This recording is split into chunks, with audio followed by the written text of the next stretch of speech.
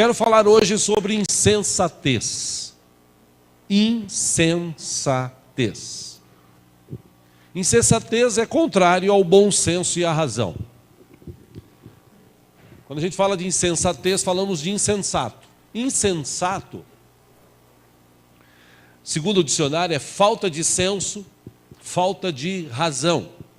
Segundo o dicionário também é definido o insensato como louco, como tolo, como quem não revela bom senso. E essa expressão insensato existe hoje na versão NVI em vários textos. Alguns deles nós vamos ver nesta manhã. Eu gostaria de ler com você que trouxe a palavra de Deus, a Bíblia, no livro de Efésios, no capítulo 5. Efésios capítulo 5. Conselhos de Paulo à igreja de Éfeso. Paulo, aconselhando a igreja de Éfeso, ele deu algumas dicas interessantes. Eu quero ler com os irmãos aqui nesta manhã. Quando você procura aí, de vez em quando, tal, assim, se você sentir aquele desejo, né? Porque Deus está aqui, claro, né? Então, se você sentir aquele desejo, você fala assim: ô Jesus, obrigado por estar aqui, bendito seja o teu nome, glória a Deus, entendeu? Eu sei que está frio, né? Todo mundo está fazendo assim o mínimo possível para abrir a boca, né? Porque senão esfria também os dentes e tal, mas de vez em quando abre e fala assim: glória a Deus, aleluia e tal, né? Enfim, vamos lá. A não ser que você tenha problema nos dentes, né? E aí, enfim. Efésios capítulo 5. Se tem alguém sem Bíblia do teu lado, se você puder repartir, faça isso. A partir do versículo 15. Efésios 5, 15 em diante. Conselhos de Paulo àquela igreja. Ele disse: tenham cuidado com a maneira como vocês vivem. Não sejam como insensatos. Ou seja, que não tem senso. Não viva como pessoa que não tem senso, pessoa que é louca, pessoa que é tola. Ao contrário, ele diz: mas como sábios. Versículo 16: aproveitando ao máximo cada oportunidade. Por quê? Ora, porque os dias são maus, você tem que aprender a aproveitar a oportunidade. Versículo 17, ele diz: portanto, não sejam insensatos, mas procurem compreender qual é a vontade do Senhor. Versículo 18, ele dá conselho dizendo: não se embriaguem com vinho, ou seja, quem se embriaga com vinho, segundo a gente subentende, é insensato, é tolo, é louco. Não se embriaguem com vinho que leva à libertinagem, mas deixem-se encher pelo Espírito. 19, falando entre si com salmos, hinos, cânticos espirituais, cantando e louvando de coração ao Senhor. Versículo 20, ele diz: dando graças constantemente a Deus Pai por todas as coisas, em nome do nosso Senhor Jesus Cristo. Versículo 21, sujeitem-se uns aos outros por temor a Cristo. Só até aí. Ainda falando sobre pessoas que estão no meio da multidão, no meio da multidão está cheio de gente insensata. Eu procurei até uma foto na internet que pudesse mostrar insensatez. Tem aqui um camarada sentado no galho, cortando a árvore, e ele mal sabe que se ele terminar de cortar, é ele que vai cair, não a árvore, junto com o galho que ele está cortando. Gente assim que vive hoje em dia. Foi isso que Paulo quis dizer. Gente tola, gente que não tem discernimento. E como a gente viu semana passada aqui, só para lembrar, livro de João, capítulo 6, com a ajuda dos irmãos lá aqui no telão, versículo 25, a gente falou daquelas pessoas que estão no meio da multidão. E um dos textos que nós lemos aqui foi o seguinte: quando o encontraram do outro lado, perguntaram-lhe: mestre, quando chegaste aqui? Versículo 26, Jesus respondeu: a verdade é que vocês estão me procurando não porque viram os sinais miraculosos, mas porque comeram pães e ficaram satisfeitos.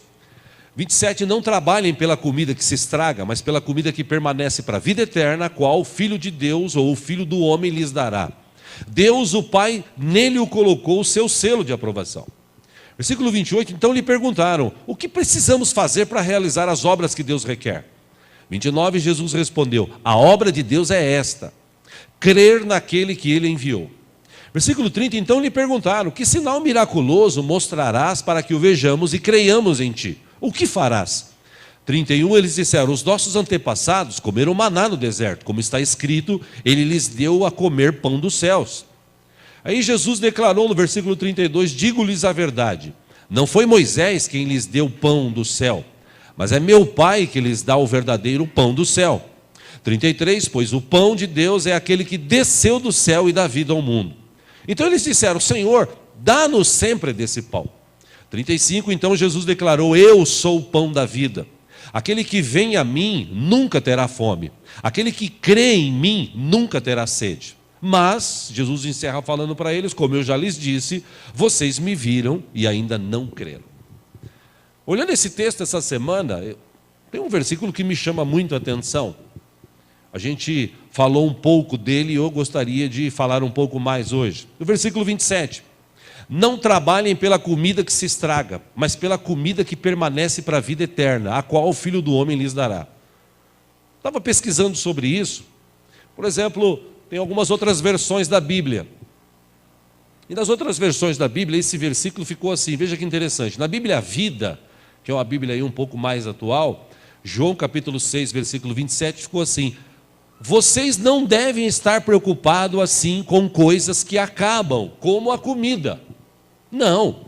Gastem suas forças buscando a vida eterna que eu, Jesus, posso dar-lhes. Porque Deus, o Pai, me enviou justamente para essa finalidade. Ou seja, na versão Vida, ele está dizendo o seguinte: não se preocupe com esse tipo de comida que vocês estão preocupados. Procurem se alimentar com a comida que vai te trazer a vida eterna. Na versão antiga, Almeida Corrigida, ela é chamada de Almeida Corrigida Fiel. João 6, 27 ficou assim: trabalhai não pela comida que perece, mas pela comida que permanece para a vida eterna, a qual o Filho do Homem vos dará, porque a este o Pai Deus o selou.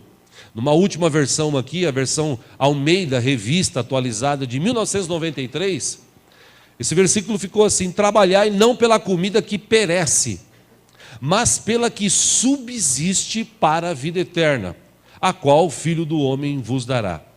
Aí eu pensando sobre isso, falei: poxa, que comida que subsiste para a eternidade? Que tipo de comida que a gente come que vai durar para a eternidade? Jesus está falando sobre isso.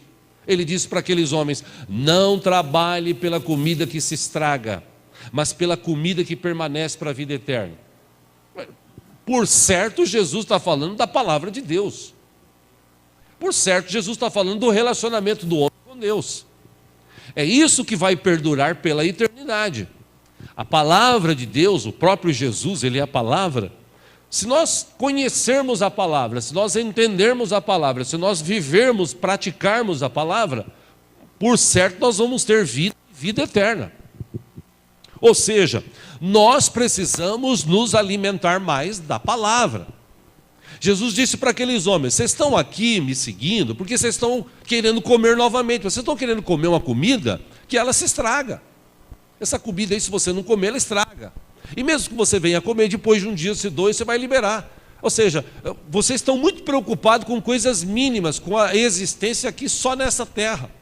Vocês precisam se acostumar, vocês precisam se alimentar da comida que vai dar vida para você. Ele mesmo disse, uma das versões aqui disse, a comida que subsiste. Ela já existe, ela vai subsistir, ela vai viver, ela vai sempre estar havendo. Essa comida é a própria presença de Deus, é Jesus, é a palavra dele em nós.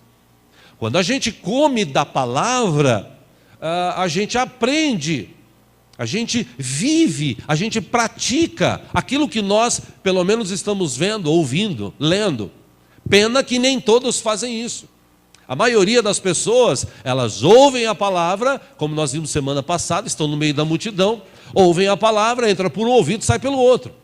Ele não come, ele não mastiga a palavra, ele não traz ela como alimento, ele não enxerga ela como um alimento para a sua vida.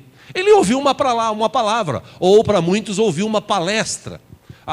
O pastor, o missionário, o fulano tal, ele deu uma palestra lá. E aquela palestra foi legal, tocou em alguns pontos legais. Mas de prático para a vida, ele não tem nada. E se a gente se alimentar dessa palavra que Jesus falou, desse pão, esse pão que subsiste, esse pão que alimenta, eu tenho certeza absoluta, meus irmãos, que essa palavra pode alimentar os nossos relacionamentos diários com quem é casado com seu esposo, seu marido, sua mulher, quem tem irmãos com os seus irmãos, quem tem pais com os seus pais, quem tem filhos com os seus filhos, quem tem amigos com os seus amigos, e também por onde a gente estiver. Quando nós temos a palavra dentro de nós, a gente consegue abençoar as pessoas. Lembre-se, eu já falei aqui, repito, nós fomos chamados para abençoar. A bênção de Deus está em nós. Está em nós. Errado, tolo, insensato é aquele que fica correndo atrás da bênção de Deus, correndo atrás do milagre, como a gente viu semana passada, tentando resolver apenas o seu problema, e depois que resolveu o seu problema, como um insensato, ele não pensa mais, ele vai embora e vai viver as outras coisas, ele se esquece daquele que fez alguma coisa por ele.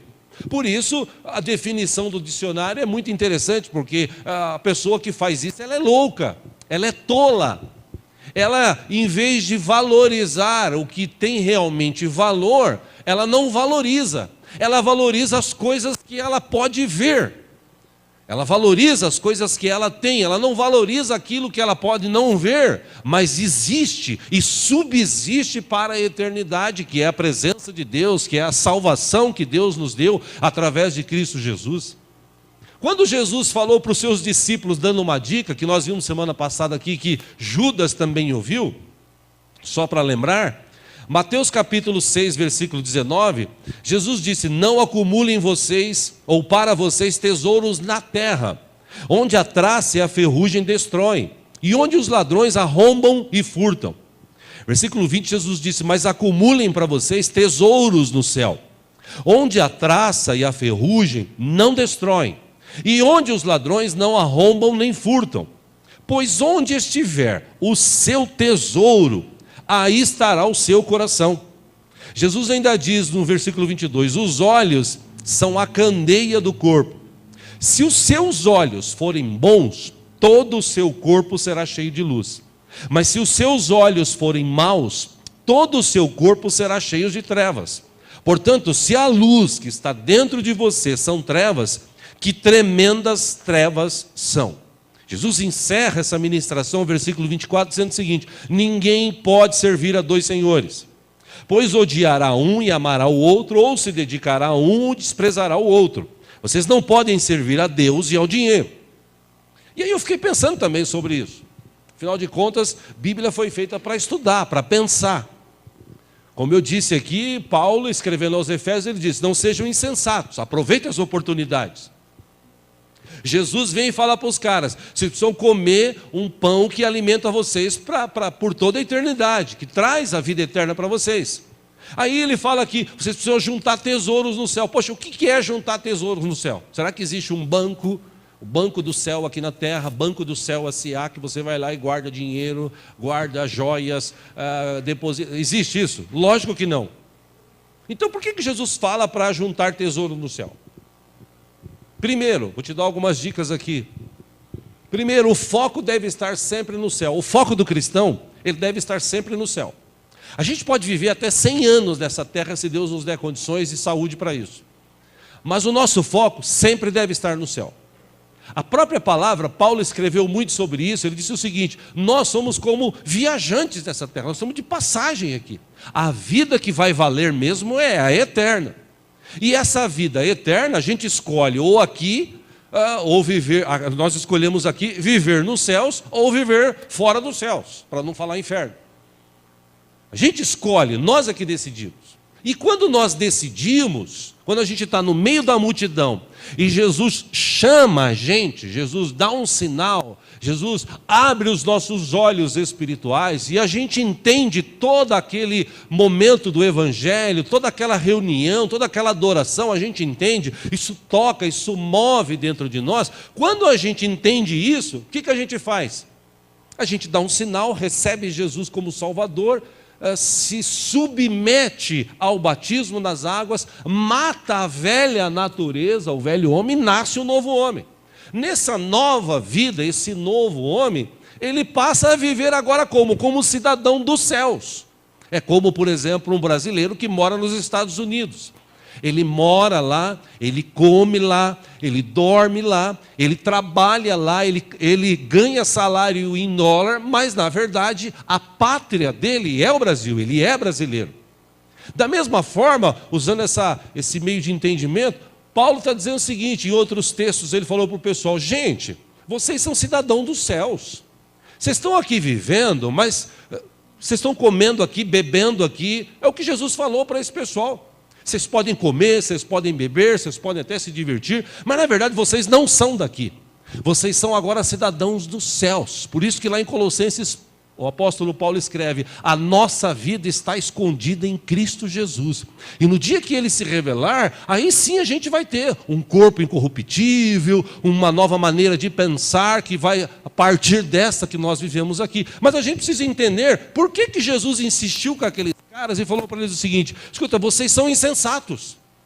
Por que Paulo, falando na igreja de Éfeso, ele disse, vocês são insensatos? Ou, não sejam como insensatos, não sejam como tolos, que vivem buscando as coisas, correndo atrás das coisas. Sabe o que vai acontecer? Jesus falou, o teu coração, ele vai começar a olhar para aquilo, e aonde tiver o teu tesouro, ali vai estar o teu coração. Por isso que o teu tesouro tem que estar nos céus, você tem que juntar tesouros nos céus.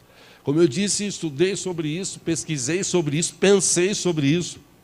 Quando Jesus proferiu essas palavras, tesouro no céu, ele estava no meio da sua maior pregação, o Sermão do Monte. E quando Jesus estava falando isso, ele estava querendo dizer o seguinte, a gente precisa aprender a estabelecer uma consciência que nós temos apropriada para esse momento que a gente está vivendo. E é interessante que essa consciência, um dos maiores escritores do mundo, o C.S. Lewis, um grande pregador, pastor, escritor da palavra de Deus, num dos seus livros, ele disse o seguinte, se você estudar história, você verá que os cristãos fizeram mais pelo mundo presente, foram justamente aqueles que mais pensaram no mundo futuro. Como assim? Os cristãos que fizeram mais pelo mundo presente foram justamente os que pensaram mais no mundo futuro? Sim. Os próprios apóstolos, assim como os grandes homens que construíram a Idade Média, os ingleses evangélicos que aboliram a escravatura, todos deixaram as suas marcas na terra. E deixaram precisamente porque suas mentes estavam ocupadas com o céu. E foi desde que os cristãos deixaram de pensar no outro mundo que se tornaram tão ineficientes em fazer isso. Tenha o céu, escreveu C.S. Lewis, como objetivo, e você terá uma terra engrenada. O que ele quis dizer? Hoje a preocupação das pessoas é viver nessa terra, é se estabelecer nessa terra, é ficar rico nesta terra, é comer o melhor desta terra, como diz a Bíblia em alguns pontos. Aí os pregadores de hoje, eles vêm e ensinam isso, você precisa ficar rico, você precisa ficar famoso, você precisa ter as coisas, você precisa desfrutar. Sim, você pode desfrutar, você pode ter riqueza, você pode comer, você pode viajar, mas desde que você entenda o seguinte, nada disso te prende. O que te leva a viver, o que te leva a levantar de manhã cedo é o seguinte, poxa, apesar de tudo que eu tenho aqui, apesar de tudo que está acontecendo de bom ou de ruim, ainda assim eu tenho um Deus vivo que se importa comigo, que um dia vai voltar para buscar a sua igreja, e se ele não voltar, se eu for antes, depois eu vou me encontrar com ele, e eu vou passar a eternidade num lugar chamado céu, que Deus preparou para todos aqueles que o amam. O céu é eterno, não tem como comparar 50, 60, 70, 100 anos dessa terra com a eternidade. Eternidade, a definição é não tem fim, é para sempre. Então eu não posso trocar a vida para sempre por uma vida que acaba aqui. E quando ela acaba aqui, a gente tem que tomar cuidado, porque se nós estivermos na presença de Deus, firmes e tal, como a gente tem estudado, provavelmente quando Cristo voltar, ou quando a gente vier, a falecer, a gente vai se encontrar com Ele. Caso contrário, a gente vai acabar vivendo a eternidade longe de Deus. Meus irmãos, para pensar nisso. Para pensar num minuto, presta atenção no que eu estou te falando. Insensatez. É tolo, é louco, é ser muito, me permita essa expressão, idiota, você trocar a eternidade por momentos nesta vida. Lembre-se, eu não estou dizendo que você não pode ser feliz, você não pode ter, não estou falando nada disso. Eu estou falando que hoje as pessoas trocam a eternidade pelas coisas que nós temos aqui hoje. Troca, como diz o apóstolo Paulo, aquilo que é invisível, mas é real, pelas coisas que são visíveis, mas muitas vezes são finitas, elas acabam. Aquilo que nós temos dentro do coração, como escreveu C.S. Lewis, o que é tesouro no céu? Os apóstolos, os homens da Idade Média, os pregadores da Idade Média e muitos outros, eles dedicaram a sua vida a levar pessoas nos céus. Uma das definições que eu achei maravilhosa desses grandes escritores é que quando eu junto tesouro no céu, como é que eu faço para juntar tesouro no céu? Quanto mais pessoas eu conseguir levar para o caminho de Cristo e essas pessoas forem salvas, eu estou juntando tesouros lá no céu. Eu estou levando pessoas a conhecer o mesmo Jesus que um dia alcançou a minha vida, porque outros lá atrás pregaram a palavra e trouxeram esse evangelho para mim. Eu entendo uma das coisas que é juntar tesouro no céu é isso. Tem um grande escritor, inclusive, o Charles Spurgeon, não sei se você conhece, mas ele foi considerado o príncipe dos pregadores ingleses no século XIX. E num dos seus livros ele escreveu o seguinte: uma razão pelo qual os cristãos, uma razão porque alguns santos sentirão o céu mais completamente do que outros, é que eles fizeram mais pelo céu do que outros. Pela graça de Deus, eles foram capacitados e levaram mais almas para lá. Agora você imagina, cada um de nós deveria pensar nisso. Quantos estarão lá no céu por minha causa? Já parou para pensar nisso? Ou você é daquelas pessoas que falam assim, eu estou salvo, o resto que se lasque. Ou então você é daquelas pessoas que eu estou salvo, vou na igreja, eu oro e tá bom, Deus abençoe, Ele que tem que salvar. Ou você é daquelas pessoas que quando você vê vidas envolvidas com droga, envolvidas com sexo ilícito, envolvidas com mentira, envolvidas com prostituição, pessoas que estão distantes, pessoas que vivem aí brigando umas com as outras. Quando você vê ou ouve isso, o que você faz? Você fica, tipo assim, inerte? Para mim, tanto faz. Ou será que você para pensar e fala assim, Deus tem misericórdia dessas vidas, Deus tem misericórdia dessas pessoas, Deus alcança a minha família. Eu falei aqui quarta-feira, citei um exemplo aqui na quarta-feira, no momento da oração, o presbítero Jackson, se eu não me engano, ele tinha orado pelos enfermos, logo após eu disse, sentindo o coração, vamos orar pelas pessoas que porventura estão enfermas. Tinha duas aqui que eu sabia que estavam, e fiz um apelo, veio aqui quase 18 pessoas na frente, um monte de gente doente. Aí vamos orar. E aí, naquela história, quando o presbítero Jacques estava orando, ele disse, irmãos, vamos orar. E muita gente estava assim, Deus abençoe, pai, amém. E eu falei antes de orar, falei, irmão, vamos orar da seguinte forma, se fosse o teu filho que estivesse aqui na frente, se fosse a tua mulher, se fosse o teu pai, se fosse a tua mãe, que estivesse aqui na frente, você ia orar como você ora? Deus tem misericórdia. O que você ia fazer? Você ia clamar, Deus tem misericórdia do meu filho, tem misericórdia da minha filha, tem misericórdia da minha mãe, tem misericórdia do meu pai. Não é assim que você ia orar? Aí eu falei para os irmãos, então faz de conta que quem está aqui na frente faz parte da tua família. E, na verdade não é faz de conta, é verdade. Porque se nós somos irmãos lavados e remidos pelo sangue de Jesus, nós fazemos parte da mesma família. Então a Bíblia diz que acerca de qualquer coisa que duas pessoas concordarem na terra é ligado nos céus. O que eu vou fazer no momento da oração? Eu vou declarar, eu vou profetizar, vou dar ênfase naquilo que eu estou falando diante de Deus. É o seguinte, Senhor, é meu irmão que está lá na frente. Se for o caso, no meio da oração, eu vou levantar, vou lá na frente e falar, vou abraçar aquele irmão lá. Pô, o cara é chegado, eu nem sabia que ele estava com essa enfermidade. Vou dar, meu irmão, estou aqui contigo. Senhor, tem misericórdia do meu irmão aqui, cura a vida dele, Pai. Eu repreendo toda enfermidade em nome de Jesus. Era assim que a gente deveria agir. Mas hoje a mente das pessoas está tão preocupada com o natural, e eu volto aqui ao texto de Jesus, quando ele disse, vocês estão tão preocupados em comer pão, esse pão que acaba, esse pão que estraga. Vocês têm que aprender a comer pão, o pão da vida. E o que é comer o pão da vida? É viver com intensidade essa vida de Cristo em nós. Eu não estou falando para você virar aqueles crentes maníacos, né? Aqueles cara doido. Tem umas irmãs que ficam, ai meu Deus, eu já falei aqui, eu vi o testemunho de uma irmã uma vez, que ela lê aquele texto da armadura de Deus, ela fala, então quando eu acordo de manhã, eu já visto a minha armadura. Eu saio da cama, eu já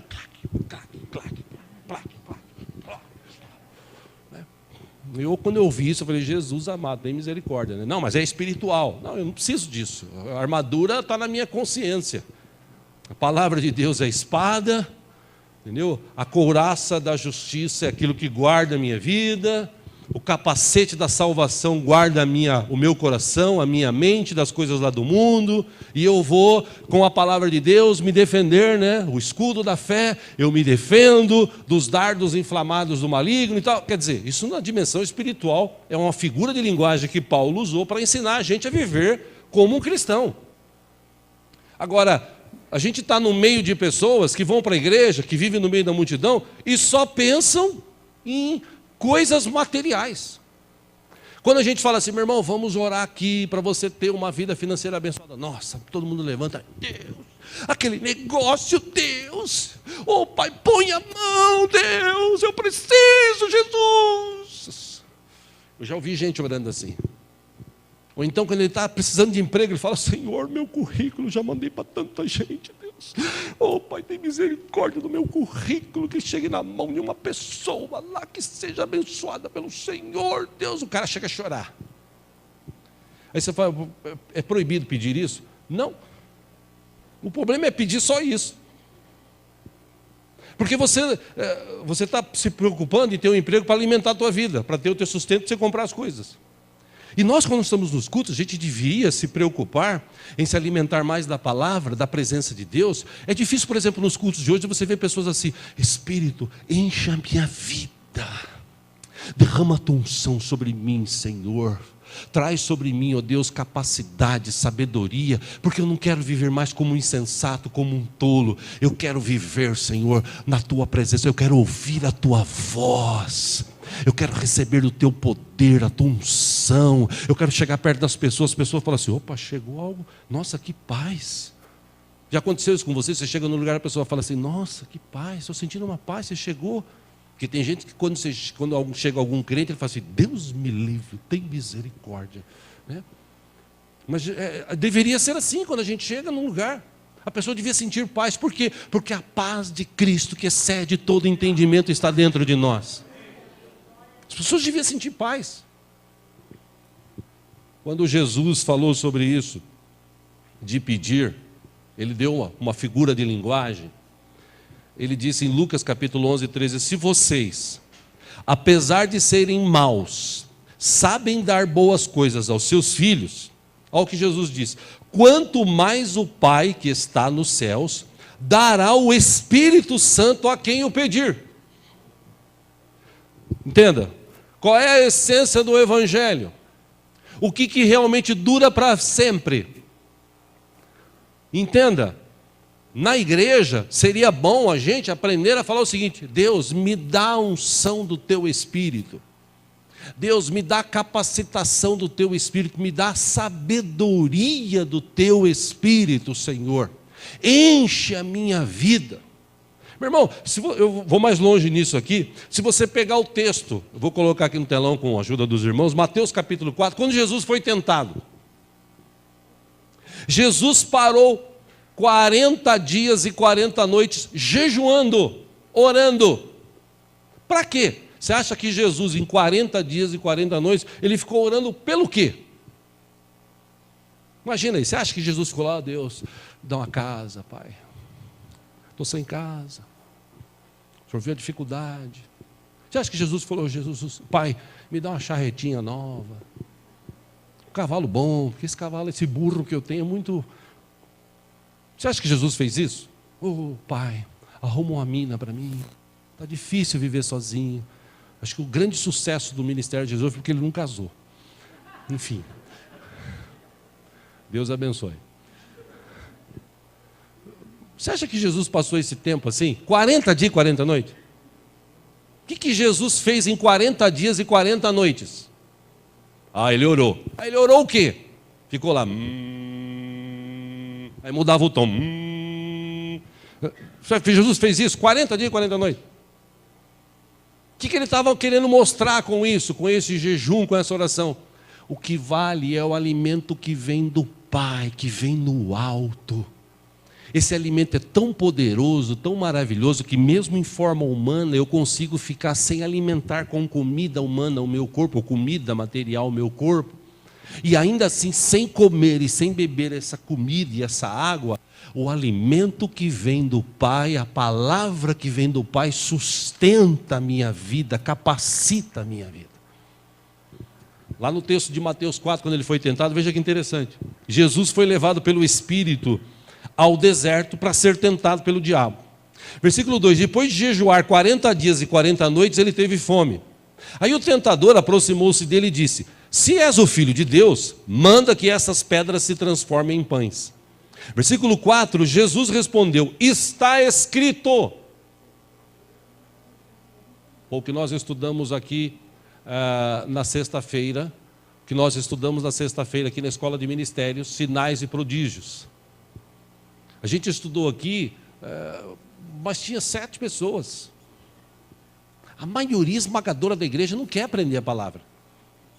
E nós falamos sobre isso porque na hora que vem a dificuldade, preste atenção nisso, que isso é importante para a tua vida. Na hora que vem a dificuldade, como é que a gente rebate a dificuldade? Falando a palavra, citando a palavra. E só fala e cita a palavra quem conhece. Jesus conhecia, porque ele era Deus, né, pastor? Ele já tinha, não, aos 12 anos Jesus já estava na sinagoga, estudando, aprendendo, falando, lendo, como toda criança, como todo adolescente normal. Ele rebateu o diabo na palavra. Ele disse: nem só de pão viverá o homem, mas de toda a palavra que procede da boca de Deus. Ou seja, ele disse para o diabo: eu jejuei 40 dias e 40 noites. Talvez o diabo podia ter falado para ele, lógico que não, mas poderia, vamos imaginar, ter falado para ele: escuta, você está preocupado com o pão aqui, aquele pão que alimenta o teu organismo, você deve estar morrendo de fome.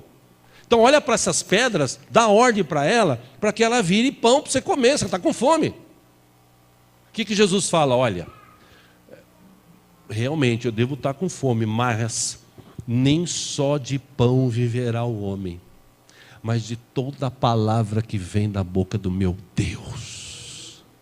E a palavra de Deus é alimento. Ela alimenta. Aí o diabo o levou à cidade santa, colocou na parte mais alta do templo e lhe disse: se és o Filho de Deus, joga-te daqui para baixo, pois está escrito: ele dará ordens aos seus anjos a seu respeito, e com as mãos eles os segurarão, para que você não tropece em alguma pedra. Aí Jesus respondeu: também está escrito: não ponha o Senhor, o seu Deus, à prova. Depois, versículo 8, o diabo o levou a um monte muito alto e mostrou-lhe todos os reinos do mundo e o seu esplendor. E lhe disse: tudo isso te darei se você se prostrar e me adorar. Jesus lhe disse: retire-se, Satanás, pois está escrito: adore o Senhor, o seu Deus, e só a Ele preste culto. Por último, o versículo 11 acaba assim: então o diabo o deixou, aí os anjos vieram e o serviram. Veja que interessante. Nesse momento aqui, que Jesus ainda estava começando seu ministério, ele jejuou e orou durante 40 dias. E óbvio, como todo ser humano normal, ele deve ter sentido fome. Mas ainda assim, com a palavra que vinha do Pai para a sua vida, o alimentou tanto que quando o diabo vem e o tenta, que o diabo é assim, o diabo é o tentador. O diabo, ele ofereceu para Esaú, por exemplo, o diabo, né? Vamos imaginar aqui, Esaú, ele era o primogênito, Jacó era o segundo, apesar de serem gêmeos, mas Esaú saiu primeiro. Aí um belo dia, Jacó arma uma situação, ou o diabo, como queiram, Ele arma uma situação e fala assim, olha, Esaú chega da caça, nossa, que cheiro gostoso, pô, que negócio bom, estou morrendo de fome. Ele falou, foi um prato aqui de lentilha que eu fiz, tá bom? Tá, nossa, tá bom, você tá um bom cozinheiro, hein, mano? Eu sou o cara da vez aí, né? Do Masterchef da época, lá era Jacó, né? A mãe, inclusive, deu uma ajuda, né? Aí ele chega e ele fala, pô, me dá aí. Ele falou, espera um pouquinho, vamos fazer um esquema aqui. Se você me der o seu direito de primogenitura, aí eu te mando, aqui você pode comer a bacia toda de lentilha, aqui não tem problema. O que Esaú fala? O que vale para... Insensato, louco. O que vale para mim essa primogenitura? Agora eu estou morrendo de fome. Eu quero resolver meu problema agora. E ele fala, então faz uma promessa, assim, meu amigo, está prometido, Deus te abençoe. Eu quero é comer, me dá comida. E Esaú depois, anos depois, lá na frente, segundo o texto de Gênesis, o texto diz que ele se arrependeu muito. Se arrependeu tanto a ponto de chorar. Por quê? Porque ele se preocupou com um momento. Quando Jesus olha para aqueles caras e fala para eles, eu sei porque vocês estão aqui. Vocês estão preocupados com esse momento, vocês querem comer de novo. Mas eu tenho algo para dar para vocês que é muito maior, é muito mais profundo. Eu tenho um pão que se vocês comerem, vocês nunca mais vão ter fome. Mas na verdade, se você ver a continuidade do texto que nós lemos, no final Jesus fala assim, apesar de eu falar tudo isso, vocês não creram. Como tem muita gente na igreja que apesar de ouvir uma palavra como essa, ele não crê. Entra por um ouvido e sai pelo outro. Por quê? Porque ele está preocupado em viver a vida dele. Por isso que o inimigo hoje deita e rola. Porque ele oferece as coisas. Ele ofereceu para Jesus. Escuta, você está vendo todos esses reinos aqui? Está vendo toda essa grandeza? Sim, estou vendo. Pô, mano, tudo isso é meu. Tudo isso é meu. E eu dou para quem eu quero. Então, basta você se ajoelhar, me adorar, eu te dou tudo isso aqui. Talvez outra pessoa naquela época, como hoje ainda acontece isso, essas pessoas pensariam no momento, pô, dinheiro, riqueza, pô, legal, pô, beleza. Como eu já falei aqui, um dos grandes exemplos disso, Whitney Houston, grande cantora americana, que ficou milionária, participou de filmes, cantou músicas muito bonitas. Ela foi escolhida e ganhou o famoso prêmio Grammy várias vezes. Um dia essa mulher estava na igreja cantando no coro da igreja. Aí alguém chegou e falou para ela assim, nossa, você tem uma voz bonita, hein? Você acha? Eu acho. Por que você não vai cantar lá fora? Eu conheço um cara aí que pode investir em você e deixar você rica. Você canta muito bem. Ah, mas eu canto aqui na igreja. Não, tudo bem, você pode continuar cantando na igreja, mas se você quiser, você pode cantar lá fora. Tua voz é bonita. Há alguma coisa de errado nisso? Lógico que não. Está cheio de cantor chamado gospel, lá nos Estados Unidos, inclusive aqui também no Brasil, que cantam aí por fora e são servos de Deus na igreja. O problema é que o diabo oferece. Escuta, você quer ficar mais rica, mais famosa? Tem um esquema, tem um caminho. Pô, mas aí eu vou ter que abandonar o meu Deus. Ainda assim, mesmo abandonando o teu Deus, eu vou deixar você rica e famosa. E foi o caminho que ela escolheu e que muitos cantores americanos escolheram. Um belo dia ela foi encontrada com 50 e poucos anos de idade, 52, 53, dentro de uma banheira, dentro da casa dela, ou do apartamento onde estava, morta com uma overdose de cocaína. Por quê? Porque um dia a presença, o alimento que ela recebeu dentro da igreja, aquilo ali um dia acabou, sucumbiu. E tem muita gente hoje vivendo assim. Meus irmãos, eu quero encerrar aqui mostrando para você algo muito importante que está dentro da palavra de Deus. Salmo 14, 1, Davi escreveu o seguinte: diz o tolo em seu coração, não existe Deus. Salmo 14, 1, diz o tolo em seu coração, Deus não existe. corromperam-se e cometeram atos detestáveis. Não há ninguém que faça o bem. Versículo 2 ele disse: o Senhor olha dos céus para os filhos dos homens, para ver se há alguém que tenha entendimento, alguém que busque a Deus. 3, ele disse: todos se desviaram, igualmente se corromperam. Não há ninguém que faça o bem, não há um sequer. Salmo 53 fala a mesma coisa. Ou seja, o escritor do Salmo 27, Davi, e o escritor do Salmo 53, eles tinham o mesmo desejo, provavelmente seja Davi também, o mesmo pensamento. Hoje, a pessoa na terra, hoje, no século 21, o tempo que nós estamos vivendo, as pessoas hoje, muitas delas dizem o seguinte: Deus não existe. Não sei se você sabia, como eu falei em Botucatu ontem, eu gosto muito de estatística. E nas estatísticas atuais dizem que o número de ateus no Brasil e no mundo cresce a cada dia. Eu estava acompanhando um dia desses na internet, no Brasil, boa parte de atores, atrizes famosos aí das novelas, dos filmes brasileiros, eles não acreditam que Deus exista. Eles só acreditam no seu trabalho, no seu dinheiro, e viver a vida adoidado, intensamente. Quando alguém chega perto e fala assim: escuta, você não se lembra de Deus? O que vai ser a tua eternidade? Ou como será a tua eternidade? Volto aqui para o 5, 16 e 17, que a gente começou, termino com Efésios 5, 16 e 17, quando Paulo disse: aproveite ao máximo cada oportunidade, porque os dias são maus. Ao contrário, Paulo falou o seguinte: não sejam insensatos, mas procurem compreender qual é a vontade do Senhor. Como eu disse, irmão, a gente está num culto, a gente nunca quer saber a vontade do Senhor. A gente quer empurrar a nossa vontade goela abaixo do Senhor. A gente ora e a gente fala assim: Deus, eu quero que o Senhor me dê isso. Deus, eu quero que o Senhor faça aquilo. Talvez aqui a gente não faça isso, mas está cheio de gente por aí que faz. Gente que quer exigir de Deus.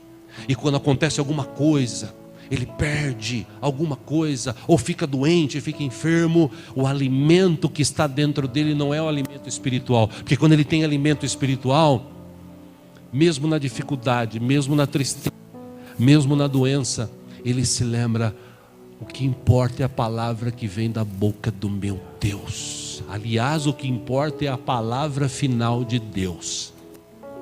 Por mais que o médico diga assim: você vai morrer, eu só vou crer quando Deus determinar. Porque Deus é capaz de fazer infinitamente mais além daquilo que eu peço, que eu penso. Ou seja, quando a gente entende isso, esses conselhos de Paulo, quando a gente entende o que Jesus falou para aqueles caras, e eu olho para essa geração nossa do século 21 de crentes, eu vejo que o relacionamento é muito raso. Está todo mundo assim, molhando as canelas, a presença do Espírito Santo. E tem canções que remetem a gente assim: vou mergulhar no Rio Tietê, na praia de Santos, nas águas do Espírito. E o Espírito Santo está aqui, está em nós. Quando a gente vai embora, a gente pode continuar nadando, mergulhando, se aprofundando, mas a gente vai na praia. É aquela história daquele cara que vai na praia, aí ele vai assim, aí a onda vem e ele fica com medo. Criança geralmente é assim, né? Ele fica parado, ele vê a água voltando, parece que ele está sendo levado junto, né? Aquela impressão. Aí quando a água está vindo de novo, a onda, ele olha e sai correndo. Medo. E as águas do Espírito, elas estão disponíveis para todos nós.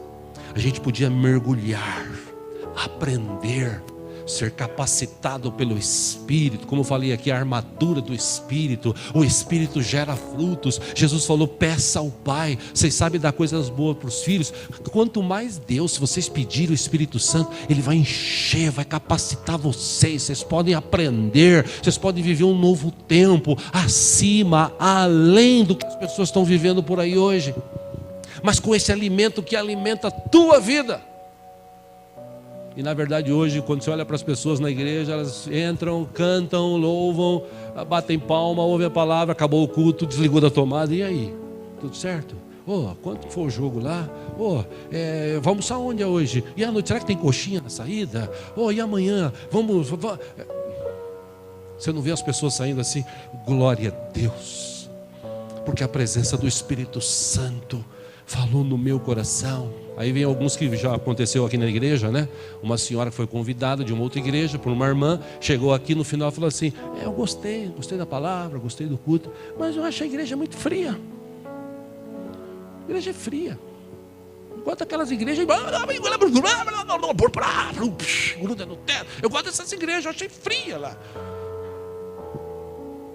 Aí ela perguntou a essa irmã: mas você ouviu a palavra? Não, eu ouvi a palavra foi legal. Foi legal nada. Ela queria ver. E você não precisa ver isso. Você só precisa sentir, porque o Espírito Santo está aqui. Não depende de mim. Não depende do pregador.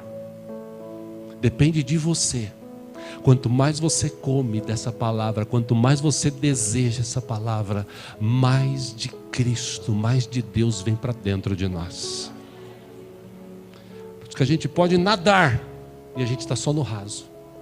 A geração do século 21 é essa. Vamos nadar no Espírito. Não tenho tempo, eu só vim aqui para pegar uma bênção espiritual. Ai meu Deus, está vindo a água. Manda logo a bênção aí, Deus. E era para você não se preocupar com a água, ou aliás com as bênçãos. Era para vir a água, igual você faz na praia. Quem já foi na praia sabe o que eu estou falando. Graças a Deus eu nasci lá em Santos. Vivi boa parte da minha vida assim. Quando vinha a onda, qual era o desejo? Quando eu levei meu filho, ele saiu correndo, porque ele não nasceu lá. Eu nasci lá. Qual era o meu desejo quando vinha a onda? Tipo, mergulhar, e de cabeça ainda. Vinha até aquelas coisas, aquela sujeira, né, que tinha e tal. Tirava, e vinha outra onda e mergulhava de novo. Esse era o meu desejo quando eu ia na praia. Eu não sei, tem gente que vai para a praia e fica sentado lá. Alguma coisa errada? Não, mas nada, né? Água vindo. Não gosto de água salgada.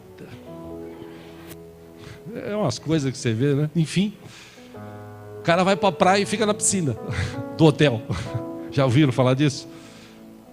Então, era para a gente mergulhar nas águas do Espírito. Todo culto, o Espírito Santo está disponível. Está em nós, era para a gente mergulhar, para a gente receber. O resto, meu irmão, creia, o resto Deus faz. Deus cura, Deus abençoa, Deus abre porta, Deus traz o teu filho de volta, traz a tua filha de volta. Você já não apresentou diante de Deus? Creia, continue orando, mas mergulhe, tenha da palavra de Deus dentro de você. Para quando o diabo vier te tentar, você fala assim: nem só de pão viverá o homem, mas de toda a palavra que sai da boca do seu Deus. Amém? Vamos orar por isso? Vamos ficar em pé em nome de Jesus. Eu tenho tantos textos aqui, eu não preguei nem metade daquilo que eu gostaria de pregar hoje. Mas um texto, com a ajuda dos irmãos lá, eu gostaria de deixar com os irmãos aqui para você, aqui no telão, para os irmãos meditarem. Conselhos de Salomão sobre essa insensatez.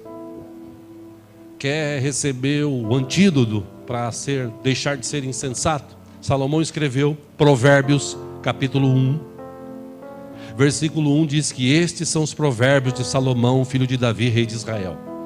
Versículo 2, eles ajudarão a experimentar a sabedoria e a disciplina, a compreender as palavras que dão entendimento, a viver com disciplina e sensatez, fazendo o que é justo, direito e correto. Ajudarão a dar prudência aos inexperientes e conhecimento e bom senso aos jovens.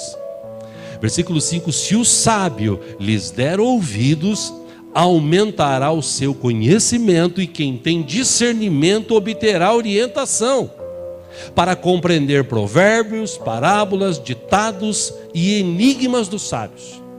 Versículo 7 ele diz: o temor do Senhor é o princípio, é a chave do conhecimento, mas os insensatos desprezam a sabedoria e a disciplina. O que mais a gente vê hoje é crente desprezando a palavra.